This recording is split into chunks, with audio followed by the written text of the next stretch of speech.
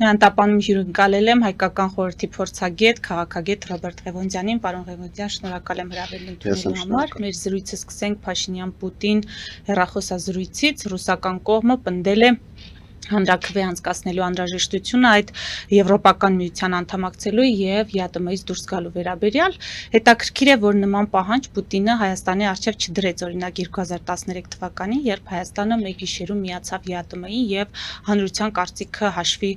չառան, ձեր կարծիքով ո՞րն է Կրեմլի հույսը կամ հաշվարկը նման պահանջ դնելիս։ Գիտեք, 2013 թվականի հետ համեմատել պետք չէ, այն պարզ պատճառով, որ 2013 թվականին եթե պետք լիներ Պուտինին կամ Սերժ Սարգսյանին, որ Հայաստանի ժողովուրդը քվեարկեր հօգուտ ԵԱՏՄ-ին միանալու, Հայաստանի ժողովուրդը կքվեարկեր հօգուտ միանալու, այնտեղ կարևոր չէ ինչ մեխանիզմներով, ահաբեկումներով, թե իրենց բնորոշ այլ միջոցներով տենակարելով, բայց կքվեարկեր, արդյունք կունենային։ Հետևաբար 2013 թվականին հանրաքվե անցկացնելը որևէ իմաստ չէր ունենա։ Ի տարբերություն 2026-ի, այո, 2026 թվականին շատ կարևոր է Ռուսաստանի համար, որ Հայաստանում նման հանրաքվե անցկացնի եւ Հայաստանի ժողովրդի կարծիք ունենան։ Որն է այստեղ հաշվարկը։ Ըստ էության պարզ է, որ Հայաստանի ժողովրդին եթե այլընտրանք առաջարկվի ԵԱՏՄ թե ԵՄ, Հայաստանի ժողովուրդը ընտրելու է Եվրոպական միությունը։ Սա ցույց է տալիս թե Եվրաքվեի գործընթացը, թե դրա արդյունքները, թե ընդհանրապես Հայաստանի ժողովրդի տրամադրությունների սոցիալական հարցումները, շատ մեծ է տարբերությունը մարդկանց քանակի առ այն, թե մարդիկ ցանկանում են գնալ Եվրամիություն, թե մնալ Եվրասիական տնտեսական միությունում։ Եթե օրինակ ընտրություններից առաջ մենք խոսում էինք այն մասին, որ քաղաքացիական պայմանագրի ձայները մոտավորապես կրկնակի մի փոքր ավելի են ավել, քան մոտակա հետապնդողի, ապա ԵՄ ԵԱՏՄ այլընտրանքի մեջ միայն քաղաքացիական պայմանագրի ձայները չեն, այստեղ շատ այլ կուսակցությունների հետևորդների ձայներել են գումարվելու եւ այստեղ 51%-ի մասին չի խոսքը, 70, 80 եւ ավելի տոկոսների մասին է խոսքը, որը կարող է հավաքել Եվրոպական միություն գնալու հարցը։ Ինչը կնշանակի մեկ բան, որ Հայաստանի ժողովուրդը ընտրություն է կատարում հօգուտ Եվրոպական միության եւ ընդդեմ Եվրասիական տնտեսական միության։ Եվ սա կդառնա լեգիտիմ առիթ Ռուսաստանի համար Հայաստանի նկատմամբ ճնշումները ել ավելի խորացնելու, Հայաստանի Եվրասիական տնտեսական միությունից դուրս դնելու գործընթաց սկսելու, Հայաստանին շանտաժով վախեցնելու, այլընտրանքներ առաջարկելու, այլընտրանքներ կապված նրա հետ, որ Հայաստանը այլ որոշակի հարցերում պետք է զիջումներ անի, հակառակ դեպքում ԵԱՏՄ-ից դուրս կշպրտեն Հայաստանին եւ այլն։ Փաստացի Հայաստանը լեգիտիմ առիթ կտա Ռուսաստանին գործելու ել ավելի կոշտ միջոցներով, ել ավելի շատ ճնշում գործադրելու Հայաստանի նկատմամբ։ Երևանում դա հասկանում են, Հայաստանի իշխանությունները դա հասկանում են, եւ այս պահին չեն գնում նման հանրաքվե իրականացնելու ճանապարհով, առավել եւս որ հանրաքվե իրականացնելը Հայաստանի Հանրապետության ինքնիշխան որոշումն է, Հայաստանն է որոշում հանրաքվե անցկացնել թե չանցկացնել, եւ այն, որ Փաշինյանը հայտարարել թե Եվրամիության արդեն երբ տանք հայտ այդ ժամանակ հանրաքվե կանցկացնենք, դա Հայաստանի լեգիտիմ ընտրված իշխանությունների որոշումն է դիմել իրենց ընտրող ժողովրդին։ Թե երբ իշխանությունները կդիմեն եւ թե երբ ժողովուրդը դրա կարիքը կունենա, դա կորոշվի Հայաստանի սահմանից ներս։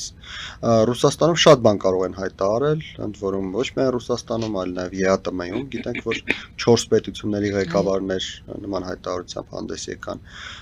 բայց այդ հայտարարությունները հետևանք որպես այդպեսին Հայաստանում չեն ունենալու։ Պարոն Ղևոնդյան, բայց եվրոպական հեռանկարի հետ անցկացված հայտնի ստորագրահավաքը, որի տակ ստորագրեց շուրջ 60,000 քաղաքացի, դա եւս անցկացվեց մի ժամանակահատվածում, երբ չկային ռուսական սահմանափակումները։ Հիմա այս առումով իրավիճակ արդյոք չի փոխվել, արդյոք կա վստահություն, որ դուք կարծես թե վստահ եք, որ նույն քանակի կամ ավելի շատ ստորագրություններ կունենանք։ Միթե այս սահմանափակումները էական ազդեցություն չեն ունեցել հանրային տրամադրությունների փոփոխության վրա։ Գիտեք, մեծ տարբերություն կա ստորագրահավաքի եւ հանրաքվեի միջեւ, եկեք դա չմոռանանք։ Ստորագրահավաքը գործողություն պահանջող բավական այսպես ասենք, տարողունակ, ժամանակ պահանջող, հետաքրքրություն պահանջող գործողություն է, որի գործընթաց է, որի շրջանակներում մարդը պիտի գնա միանա ինչ-որ ուժերի կողմից առաջարկված ինչ-որ օրակարգի։ Հանրաքվեն ինքնըստեյության Հայաստանի ժողովրդին հարցում է իր կառավարության կողմից, ցանկանում եք սա, թե ցանկանում եք նա։ Եվ հանրաքվեն իրականացվում է կիրակի օրը, հանրաքվեն իրականացվում է ազատ օր, սովորաբար, որ այդ օրը մարդիկ աշխատանքի չեն, դրանից առաջ տեղի է ունենում բավական մեծ նախընտրական ժամանակաշրջան, որի ժամանակ նախընտրական գործընթացներ են տեղի ունենում, եւ սա բացարձակապես այլ տրամաբանության մեջ է իրականացվում, այլ կերպ է իրականացվում, պլանավորումն է ուրիշ, իրականացումն է ուրիշ, այսինքն մեկը մյուսով չափելը ճիշտ չէ։ Հարցս այլ կերպ ձևակերպեմ, այսինքն սահմանափակումները կարծիքի փոփոխություն էական չեն արել, հա։ Ընդհակառակը սահմանափակումները ել ավելի մեծ հակառուսական տրամադրություններ են առաջացրել Հայաստանի Հանրապետությունում։ Գիտեք, դրանում կարող ենք համոզվել հետևելով ընտրողների ակտիվությանը հունիսի 7-ին կայացած խորհրդարանական ընտրությունների։ Բազմաթիվ մարդիկ կային, չգիտեմ, հավանաբար հազարներով կարելի է նրանց հաշվել, որ գնացին ընտրությունների բացառապես այն պատճառով, որ Ռուսաստանից եկել էին այլ մարդիկ եւ այդ այլ մարդիկ քվեարկելու են ինչ-որ քաղաքական ուժերի օգտին։ Դա մարդկանց, կարելի ասել, ինքնասիրության ինչ-որ մի նմանատիպ ինչ-որ մի բան խոցեց եւ մարդիկ հայտարարում էին, բացեիբաց հայտարարում էին, որ մենք չէինք ցանկանում գնալ ընտրության, բայց մենք թույլ չենք տա, որ Ռուսաստանից գան մեր փոխարեն որոշեն։ Տեսեք, նույն կերպ Ռուսաստանի կողմից դրված պատժամիջոցները ավելի խորացրել են Հայաստանում հակառուսական տրամադրությունները։ Ես մեկ առիթով ասել եմ, ձեզ մոտ էլ կրկնեմ, որ Ռուսաստանում Հայաստանի Հանրապետության ներսում տիրող իրավիճակը ճիշտ չեն գնահատում կամ այնինչ իրենց զեկուցում է ճիշտ չեն զեկուցում, եւ նրանց պատկերացումները Հայաստանի մասին չեն համապատասխանում իրականությանը։ Հայ հասարակության, հասարակական փոխհարաբերությունների, հասարակության եւ իշխանության փոխհարաբերությունների, ներկա կառավարության նկատմամբ Հայաստանի ժողովրդի վերաբերմունքի մասին պատկերացումները հավանաբար ձևավորվում են առանձին անհատների հայտարարությունների հիման վրա, ենթադրենք, չգիտեմ, անդիմադիր տրամադրված շրջանակների հայտարարությունների հիման վրա, ինչը բացարձակապես չի արտացոլում Հայաստանի ժողովրդի մեծամասնության կարծիքը, թե կառավարության գործողությունների, թե արտաքին քաղաքականության հիմնական մոտեցումների վերաբերյալ։ Եվ դրա արդյունքում Ռուսաստանը իրականացնում է գործողություններ, որոնք ել ավելի են խորացնում այն խնդիրը, որը գոյություն ունի այս պահին Հայաստանի եւ Ռուսաստանի միջեւ։ Հիմա Պուտինի այս պահանջը սա որակել որպես վերջնագիր Հայաստանի ներկայացված։ Եթե այո, ապա ինչ է սպասվում Փաշինյանի իշխանությանը։ Մենք բացի այս սահմանափակումները ունենք նաև երկաթուղու կառավարման հարց, ունենք գազի մատակարարման խնդիր, ինչ կարող եք ասել, ինչ է սպասվում, ինչպիսի աշխատանք։ Գլխավոր աշխատանքը այն է, որ Հայաստանը պետք է կարողանա դիվերսիֆիկացնել իր կախվածությունները Ռուսաստանից։ Որոշակի առումով մենք տեսնում ենք առաջընթաց այստեղ կա 2024 թվականին, դուք կհիշեք, ես իմ գործընկերոջ Արեգ Կոչինյանի հետ հրապարակեցինք Հայաստանի կախվածությունները, սպառնալիքներ եւ լուծումներ խորագիրը կրող աշխատություն, որտեղ բազմաթիվ ոլորտներում, բազմաթիվ հարցերում ներկայացրել ենք, թե ինչ կախվածություններ կան, երբ այսօր ենք մենք ուշադրություն դարձնում եւ համեմատում իրավիճակը այդ աշխատությունում ներկայացված տվյալների հետ, տեսնում ենք, որ բավական աշխատանք արվել է, որոշակի առումով մեղմացումներ արդեն կան, բայց այդ աշխատանքը բավարար չէ հնարավոր սպառնալիքները չեզոքացնելու կամ դրանց դիմակայելու առումով։ Շատ կարևոր է հնարավորինս արագ րոպե առաջ լուծել ռուսական Հարավկովկասյան երկաթուղի կազմակերպության կոնցեսիայի հարցը։ Հարավկովկասյան երկաթուղին այլևս պիտի չշարունակի կառավարել Հայաստանի երկաթուղային ցանցը։ Եթե Հարավկովկասյան երկաթուղին շարունակելու է կառավարել Հայաստանի երկաթուղային ցանցը, ապա ամեն ինչ անիմաստ է։ Հայաստանը երբևէ չի կարողանալու դիվերսիֆիկացնել իր տնտեսությունը, իր քաղաքականությունը, չի կարողանալու ինտեգրվել տարածաշրջանային ծրագրերին, բացառվում է, չկա տարբերակ, որի դեպքում Հարավկովկասյան երկաթուղին մնում է Հայաստանում երկաթուղու կառավարման որպես օպերատոր, եւ Հայաստանը դառնում է ինտեգրված տարածաշրջանային ծրագրերին, դառնում է պետություն, որը տարածաշրջանում կարողանում է իրացնել իր շահերը։ Նման տարբերակ գոյություն չունի։ Հետևաբար Հայաստանի իշխանությունների առաջին գլխավոր եւ ամենակարևոր խնդիրն է այս պահին վերցնել հետ կոնցեսիան Հարավկովկասյան երկաթուղիներից։ Սա Էականորեն կսահմանափակի նաև որպես երկրորդային էֆեկտ, էականորեն կսահմանափակի նաև Ռուսաստանի ազդեցության լծակները Հայաստանի Բայց ինչու նկատմամբ։ չեն վերցնում։ Ես հուսով եմ, որ սպասում է Հայաստանի ներկայ իշխանությունը նոր իշխանության ձևավորմանը, որովհետև մենք գիտենք անցումային ժամանակաշրջանում ենք խորհրդարանը փոխվել է, նոր խորհրդարանի առաջին նիստն է լինելու եւ դրանից հետո կձևավորվի նոր իշխանությունը։ Հուսով եմ, որ անմիջապես ձեռնամուխ կլինի որպես առաջին գլխավոր գերակահարց այդ հարցը լուծելու, առավել եւս որ Փաշինյանը մի քանի անգամ դրա մասին հայտարարել է, որ սա այս պահին մեզ համար գերակա խնդիր է։ Հաջորդ հարցը գազը դուք ասացիք, գազի հարցում Հայաստանը պետք է դիվերսիֆիկացնի իր հնարավորությունները։ Տարածիորեն այսօր ես տեսա, որ նորություն ունենք, Իրանից որոշակի առաջարկներ կան եւ անհրաժեշտ է այո Իրանից եկող գազի ծավալները ավելացնել։ Ընդ որում մասնագետները ասում են, թեև ես էներգետիկայի մասնագետ չեմ, բայց մասնագետներին հղում անելով ասում են, որ այն գազատարը, որը գոյություն ունի, որով գալիս է գազը, դրա ամբողջական իրացումը, այսինքն այն ծավալը, որ հնարավոր է բերել, դրանով բերելու դեպքում Հայաստանի կարիքները կարելի է ապահովել։ Այստեղ մնում է մեկ հարց, որ այդ գազատարը ռուսական Գազպրոմի կառավարման ներքո սեփականությունն է փաստացի, ժամանակին երկրորդ նախագահը դավաճանաբար նվիրել է այն Գազպրոմին, բայց ըստ եղել Հայաստանի իշխանությունների կամքի հարցն է, թող լուծեն այդ խնդիրը, եթե հնարավոր չի այդ խնդիրը լուծել իրավական սահմանում, թող նոր գազատար կառուցեն։ Ի վերջո կա ոչ միայն իրանական գազը, կա թուրքմենական գազը, թուրքմենները պատրաստ են Հայաստան հետ աշխատել, ընդ որում ժամանակին 90-ականներին մենք թուրքմենական գազ գնել ենք։ Կա ադրբեջանական գազը, որը իրականում հասնում է մինչև Նախիջևան, Վրաստանով պատտվում է, Թուրքիայով հասնում է մինչև Նախիջևան։ Նախիջևանից Հայաստան մտցնելը շատ արագ լուծվող հարց է, ամիսների ընթացքում մինչև ձմեռ կարելի է այդ հարցը լուծել։ Ադրբեջանն էլ այս պահին մեզ այլ էներգակիրներ վաճառում է, ենթադրում եմ, որ կվաճառի նաև գազ։ Եթե մենք ցանկանանք։ Այսինքն այստեղ խոսքը չի գնում նրա մասին, որ ռուսական գազը փոխարինել իրանական թուրքմենականով կամ ադրբեջանականով։ Խոսքը գնում է նրա մասին, որ Հայաստանը պետք է ունենա Հայաստան եկող ադրբեջանական գազ, իրանական գազ, թուրքմենական գազ եւ Ռուսաստանին հայտարարել, որ մենք ունենք 3 տարբեր խողովակներ, որոնք մեզ բերում են գազ։ Իհարկե թուրքմենականը միջնորդավորված ոչ ուղիղ։ Եւ Ռուսաստանը երբ կասի, որ ես ցանկանում եմ գազի գինը վերանայել, մենք էլ կասենք, որ ասա տեսնենք ինչքանով է վաճառում, եթե ձեռուտու կլինի կգնենք, ձեռուտու չլինի կգնենք մյուս հատվածներից, Իրանից, Ադրբեջանից կամ Թուրքմենստանից։ Իրանի հետ պայմանավորվածությունը ամեն դեպքում տալիս է այդ ենթադրությունը անելու հիմքը, որ ձմռանը հնարավոր է կամ շատ ավելի հավանական է, որ ռուսական գազը կթանկանա։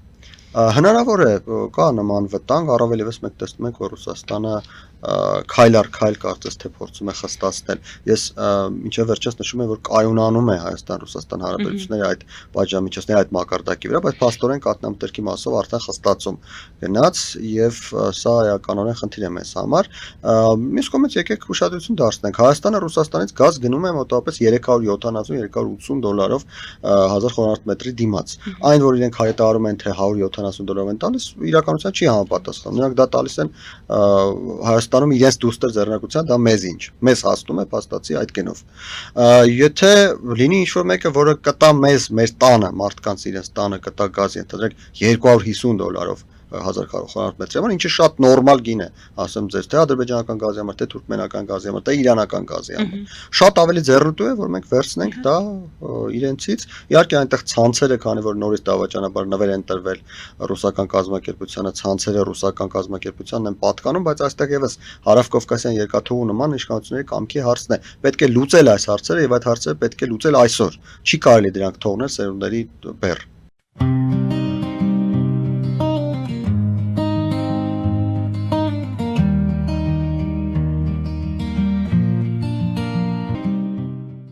Ֆելիչե ժամանակակից ատամնաբուժական կլինիկա։ Այստեղ հարմարավետությունն ու խնամքն առաջնային են։ Այստեղ կիրառվում են ատամնաբուժական ամենաժամանակակից տեխնոլոգիաներ, ճշգրիտ ախտորոշում, արդյունավետ բուժում, նուրբ փորձառություն եւ անհատական մոտեցում։ Սկսած սովորական մանրուքներից մինչև առաջադեմ ընթացակարգեր, այստեղ դուք գտնվում եք բարձր որակավորում ունեցող եւ փորձառու ատամնաբուժական մասնագետների ձեռքերում։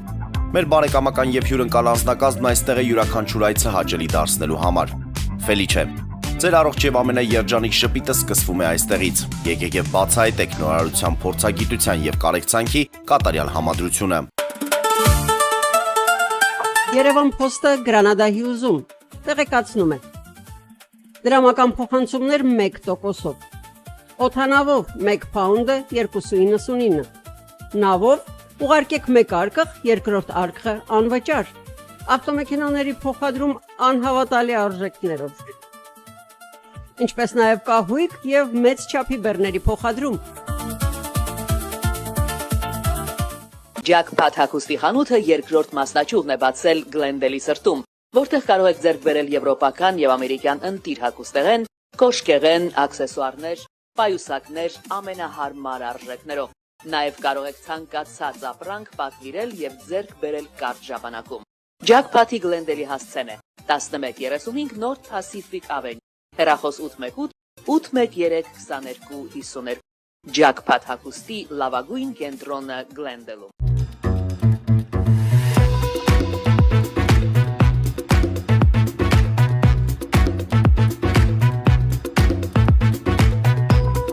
Արարատ ռեստորան, ընտանեկան եւ ընկերական ժամանցի լավագույն հասցե, սիրված արտիստներ, հյուրընկալ մթնոլորտ, հարուստ ճաշացան, անմահական խորտիկներ։ Արարատ ռեստորան, հասցեն անփոփոխ, սիրով սպասում ենք ձեզ։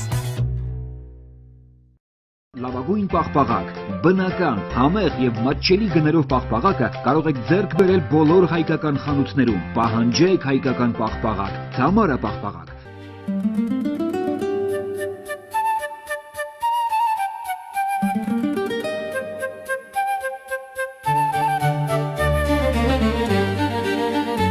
Նոյան տապան տպարան, Նոյան տապան հրատարակչություն, շարվածքից մինչև տպագրում, զանգահարեք, գրեք, այցելեք, միասին պատրաստենք ձեր գիրքը, ամսագիրը կամ թերթը, որտեղ նշվելու է, տպագրված է Նոյան տապանում։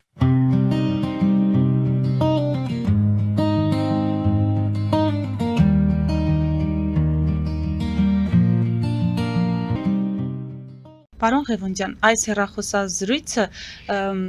եւս մեկնաբանություն ստացավ այլ տեսանկյունից, մասնավորապես ասում են իշխանական քարոզիչները պնդում են, որ այսպիսով Պուտինը ճանաչեց Փաշինյանի իշխանությունը, իշխանության լեգիտիմությունը, մյուսները պնդում են, որ ոչ այդքան, որովհետև օգոստոսի 2-ից հետո չի տեղի ունեցել հեռախոսազրույցը։ Այս առումով ինչ կարող եք ասել, ամեն դեպքում Պուտինից ինչ ակնկալել։ Գիտեք, օգոստոսի 2-ից հետո էլի են լինելու հեռախոսազրույցներ, ավելին ասեմ, ամենայն հավանականությամբ այցելել են լինելու։ Իհարկե դժվար է պատկերացնում Պուտինը Երևան գա չի գա, բայց Փաշինյանը Մոսկվա կգնա։ Շատ մեծ հավանականությամբ, այնպես որ եթե ենթադրենք, որ դա լեգիտիմության ճանաչում է, ապա Ռուսաստանը լեգիտիմությունը կճանաչի այդտեղ անհանգստանալու բան չկա։ Հարցը այլ բանի մասին է, հարցն այն է, որ Հայաստանը տեսել է խնդիրներ, ընդ որում կանոնակարգային խնդիրներ ԵԱՏՄ-ի մասով եւ Հայաստան-Ռուսաստան փոխհարաբերությունների մասով, ահազանգել է դրա մասին եւ արդյոք չի ստացել։ Եկեք հիշենք, որ նման մի իրավիճակ մենք արդեն ունեցել ենք, երբ 2022 թվականի սեպտեմբերին Հայաստանը տեսել է խնդիրներ ՀԱՊԿ-ի մասով, Հայաստան-Ռուսաստանի 97 թվականի պայմանագրի մասով, ահազանգել է, պատասխան չի ստացել։ Ինչ է հետևել դրան հետևել է Հայաստանի անդամակցության սառեցում ՀԱՊԿ-ում։ ԵԱՏՄ-ի դեպքում դժվար է պատկերացնել նման իրավիճակ, որ մենք դե ֆակտո դուրս գանք, բայց դե յուրե մնանք, որովհետև այնտեղ հստակ գործում են մաքսային որոշակի ռեժիմներ, մաքսային համակարգերը միասնական են եւ այլն, բայց հնարավոր է Ռուսաստանում սա էլ են որպես տարբերակ դիտարկում եւ դրա համար էլ օրինակ Հայաստանին շտապեցնում են, որ մենք որոշում կայացնենք, հանրակրվե իրականացնենք, որ եթե նմանատիպ իրավիճակ լինի, նրանք շատ արագ Հայաստանին ուղղակի դուրս տնեն ԵԱՏՄ-ից։ Շատ լավ։ Հիմա այս հեռախոսազրույցից հետո մեկ օր անց տեղի ունենում նաև Պուտին-Ալիև հեռախոսազրույց, որքանով կարող է կապ ունենալ այս հեռախոսազրույցը հայ-ռուսական հարաբերություններում առկա խնդիրների հետ, եւ երկրորդը Բաքվի արտգործնախարարությունը արձագանքել է Զախարովայի հայտարարությանը Արցախի մասով, Հաջիզադեն մասնավորապես կոչ է արել պաշտոնական Մոսկվային զերծ մնալ նախկին հայ-ադրբեջանական հակամարտությունը Հայաստանի եւ Ռուսաստանի հարաբերությունների համատեքստում հիշատակելուց։ Գիտեք, Փաշինյան-Պուտին զրույցից հետո եւ Պուտինին եւ Ալիևին ամենայն հավանականությամբ պետք էր իրար հետ խոսել։ Ալիևին որպեսզի հասկանալ, թե ի վերջո Հայաստանը Ռուսաստանի հետ հոչի ջերմացնում իր հարաբերությունները, որոնք կարող են իր համար վտանգ լինել, կապված նրա հետ, որ Ռուսաստանը կարող է նորից փորձել խաղարկել Ղարաբաղի հարցը եւ նորից կոնֆլիկտներ արել։ Պուտինն էլ հավանաբար ցանկանում էր հասկանալ ինչպիսին է Ալիևի տրամադրվածությունը Հայաստանի նկատմամբ եւ կարելի է արդյոք նախկինի պես օգտագործել Ադրբեջանը հիբրիդային պատերազմում Հայաստանի նկատմամբ, օրինակ պատահական ինչ-որ մի տեղում ինչ-որ մի կրակոցի տեսքով։ Ամենայն հավանականությամբ այս երկու հարցում երկու ղեկավարներն էլ կարելի ասել որևէ էական բան իրենց համար չեն քաղել, Ալիևը որևէ էական բան չի տեսել եւ շարունակում են քաղաքականությունը, որը կա Պուտինն էլ տեսել է, որ չէ, այս պահին Ադրբեջանը գործիք հայնացնել Հայաստանի դեմ հնարավոր չէ եւ դրա պատճառով էլ նորից Արցախի թեմայի մասին է Զախարովան խոսում, եկեք շատ լավ հասկանանք, էլի Ռուսաստանում ոչ մի պաշտոնյա հենց այնպես երբևէ որևէ բառ անգամ չի արտասանում, այդ ամենը փոխկապակցված է եւ փոխկապակցվածությունը գալիս է, այսպես ասենք, գալիս է լրացնելու այն բացը, որը մենք ունենք տեղեկատվության հատվածներում։ Այսինքն չունենք տեղեկություն իրականում ինչ են բառացի խոսել, բայց երբ փորձում ենք այդ փոխկապակցվածությունները բացահայտել, դրա միջոցով կարողանում ենք ենթատեքստը գոնե հասկանալ։ Եվ Ադրբեջանն էլ ակնհայտորեն հակադարձել է, Ադրբեջանի արտաքին գործերի նախարարությունն էլ հակադարձել է, եւս մեկ անգամ ուրեմն կրկնելով հավանաբար Ալիևի այն խոսքը Պուտինին, որ մեզ մի օգտագործեք, դուք Հայաստանի հետ խնդիրներ ունեք, դուք Հայաստանի ձեր խնդիրները լուծեք։ Այդ դուք ասացիք հայ-ռուսական հարաբերությունների ջերմությունը կամ հնարավոր ջերմացումը անհանգստացնում է Ալիևին։ Օրինակ ինչ առումով կարող է անհանգստացնել Ակնհայտ է այն առումով, որ Ռուսաստանը կարող է նորից, եթե Հայաստանը փորձի մտնել այդ ուղին, Ռուսաստանը կարող է նորից բարձրացնել Ղարաբաղի հարցը։ Բարձրացնելը մի բան է, բայց ինչ կարող է առաջարկել Ռուսաստանը, եթե ենթադրենք, որ Փաշինյանից ստանում են իրենց ակնկալած հնազանդությունը կամ չգիտեմ։ Կարող են սկսել հայտարարություններ անել ընդդեմ Ադրբեջանի, որ Ղարաբաղը հայկական հող է, որ Ղարաբաղցիները հետ վերադարձի իրավունք ունեն եւ այլն եւ այլն։ Եվ դա նորից կհրահարի կոնֆլիկտ։ Հասկանում եք, խնդիրը այն է, որ Ռուսաստանը երբևէ չի գալու, չի գրավելու Արցախը եւ չի տալու Հայաստանին, նման բան չի կարող լինել։ Բայց ջուրը պղտորել կարող է ինչքան ցանկանում է։ Կարող է անընդհատ հայտարարություններ անել, կարող է Հայաստան բերել ինչ-որ ռազմական ներկայացուցիչներ, որոնք Հայաստանի բանակում կարող են ինչ-որ հարձակողական բաներ սովորեցնել, ընդ որում լեռնային պայմաններում, որոնք նմանեցվեն Լեռնային Ղարաբաղի ուրեմն ռելիեֆին, աշխարհագրությանը, այսինքն կարող է այնպիսի իրավիճակ ստեղծել, որի դեպքում Հայաստանի ու Ադրբեջանի միջև փոխվստահություն, որը իրականում չկա էլ շահացած մակարդակի վրա, էլ ավելի կգահավիժի։ Եվ սրա արդյունքում մենք կստանանք այնպիսի իրավիճակ, որի դեպքում որ Հայաստանն ու Ադրբեջանը այս փխրուն խաղաղությունը կարող է կորցնեն։ Ի վերջո Ադրբեջանը կարող է այսպիսի բան անել, Ադրբեջանը կարող է հաջորդ անգամ երբ Պուտինը զանգի Ալիևին, ասել, որ եթե հայերը սկսում են ձեզ հետ խաղեր տալ, այսպես ասած Արցախի հարցում, օքեյ, խնդիր չկա, մենք էլ երկու հատ կրակոց կանենք։ Իրենք էլ երկու հատ կրակոց կանեն եւ սկսի նորից սահմանում մարդ զոհվել։ Երբ Հայաստանի սահմանում սկսի Ադրբեջանի կրակոցից մարդ զոհվել, բնականաբար Հայաստանում բոլոր գործընթացներում շատ ավելի զգույշ կլինեն եւ կփակեն գործընթացները։ Եվ կստանանք իրավիճակ, որը ձեռնտու չէ Հայաստանի, ձեռնտու չէ Ադրբեջանին, բայց ամբողջապես ձեռնտու է Ռուսաստանի։ Շատ լավ։ Հիմա ուկրաինական զինված ուժերը հերթական հարվածն են հասցնում Ռուսաստանի տարածքում այդ Վայլբերիսի պահեստներին, տնտեսական վնասներից բացի ինչ կարող է հետևել այս ամենին, դժգոհությունները ակնհայտ է որ կան տնտեսվարողների կողմից, ինչ կարող է ասել։ Գիտեք, ենթադրել, որ սա կբերի հեղաշրջման Ռուսաստանում, ճիշտ ասած ես զերծ կմնամ նման կանխատեսումից, քանի որ Ռուսաստանը շատ է հիմա արդեն փակվել եւ դարձել է այնպիսի մի պետություն, որտեղ հեղաշրջում հնարավոր է միայն ներսից, այսինքն միայն Պուտինի մերձավորներից որևէ մեկը կարող է ինչպես Բերյան արեց Ստալինի հետ, նույն բանը կարող է անել Պուտինի հետ, առավել եւս որ վերջին շրջանում Պուտինի հանրային խոսքում մենք տեսնում ենք որոշակի խնդիրներ կապված հոգեբանական ասպեկտի հետ, եկեք հիշենք, որ նախորդին նա հայտարարում էր, թե որ իրենց այդ SVO կոչված, այդ հատուկ ռազմական գործողություն կոչվածը վերջանա, մարդիկ պարապ են մնալու, չեն իմանալու ինչ անել, վերջապես մարդիկ իրենց համար մոտիվացիա են գտել, ինչը առողջբանական ցուցամանում ուղղակի չի տեղավորվում, էլի։ Գիտեք, աշխարհում եղել են բռնապետեր, որոնք չգիտեմ, Պինոչետը, նույն Ստալինը եւ այլն, ովքեր հստակ ծրագրված տերոր են իրականացրել եւ այլն, բայց եղել են նաեւ բռնապետեր, ովքեր հոգեբանական խնդիրներ են ունեցել։ Եկեք հիշենք Կալիգուլային, եկեք հիշենք Ներոնին եւ այլն։ Կարծես թե Պուտինը այս երկրորդ խմբի շարքում է արդեն դասվում, ժամանակին հայտարարում էր, թե դվիժուխա է սկսվել, ինչը ակնհայտորեն շփոթմունք առաջ բերեց, բայց այս երկրորդ հայտարարությունը արդեն ցույց է տալիս, որ հոգեբանական լուրջ խնդիրներ կան եւ հավանաբար հոգեբաններ չունի Պուտինը, չեն աշխատում իր հետ, ինչը նշանակում է, որ հեղաշրջում որպես այդպեսին լինել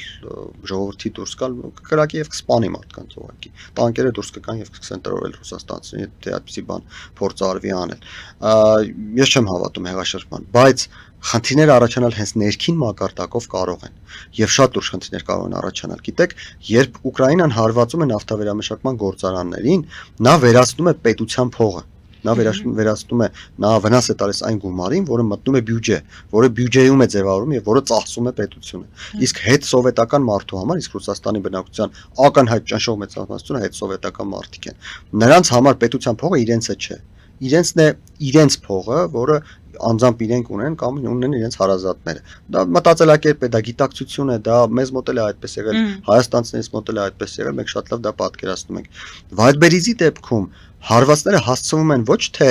պետության փողին, հարվածները հասցվում են մարդկանց գրպանին։ Ընդ որում ես նկատի ունեմ շարքային մարդկանց, որ այդտեղ ինչ-որ ապրանք ունեն։ Ես նկատի ունեմ Վայլդբերիզի տերերին, այն մարդկանց, ովքեր բաժնետեր են այդտեղ, ընդ որում թե օրինական բաժնետեր են, թե մենք շատ լավ գիտենք, թե ինչպես են աշխատում նմանատիպ կորպորացիաներ Ռուսաստանում, թե բաժնետեր են ուղղակի, քանի որ իրենց ամեն ամիս կամ ամեն տարի, չգիտեմ, ինչ-որ ժամանակ առ ժամանակ գումարներ են գնում։ Եվ այդ մարդիկ են հարցեր բարձրացնողը լինելու։ Այդ մարդիկ են գնալու ասելու, որ օքեյ, բենզին չկար, մենք կանգնում էինք հերթ, հասկացանք, բայց սա արդեն մեր գրպանի գումարն է, բա լավ, դու Պուտինին նկատի ունեմ, դու քո գումարները քո բյուջեում ինչ-որ մի կերպ դասավորում ես, բա մեր գումարների հարցը ինչ պիտի լինի։ Այս հարցերը կարող են առաջանալ եւ այս հարցերը ավելի դժվար վիճակի մեջ են դնելու Պուտինին, թեև ես նշեմ, որ Մերշայմերը գտնում է, օրինակ, ամերիկացի հռչակավոր տեսաբան Մերշայմերը գտնում է, որ ինչքան ավելի նեղ վիճակում հայտնվի Պուտինը, այնքան ավելի մեծ է, որ նա կգնա վաբանկ, օրինակ կհայտարարի մոբիլիզացիա կամ միջուկային պատերազմ կսկսի։ Շնորհակալ եմ։ Մեզ դիտողներին հիշեցնեմ, որ զրուցում էի հայկական խորհրդի փորձագետ, քաղաքագետ Ռոբերտ Ղևոնդյանի հետ։ Մեր ուղիղ եթերները կարող եք դիտել Patreon-ում, նաև այդ հարթակում աջակցել էկրանին երևացող QR կոդով։